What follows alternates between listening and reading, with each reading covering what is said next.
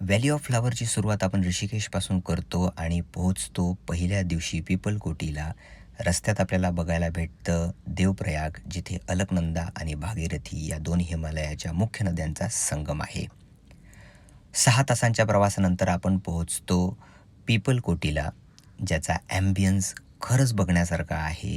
दुसऱ्या दिवशी पिपलकोटीवरून आपण गोविंद घाटला पोहोचतो आणि बदलणारी ट्री लाईन आपल्याला बघायला भेटते, जिथे आहे चीर पाईन फॉरेस्टपासून बदलणारी स्प्रूस रोडोडेंड्रॉन फर फॉरेस्ट. आणि गोविंद घाटाला आपण पोहोचल्यानंतर आपण तिथून गाडी बदलून पुलना ह्या विलेजपर्यंत असेंड करतो.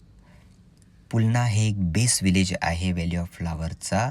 ॲक्च्युअल पायी चालणारा ट्रेक इथून सुरू होतो आणि आपण पुढच्या एपिसोडमध्ये बघूयात की तो एक्झॅक्टली कसा आहे.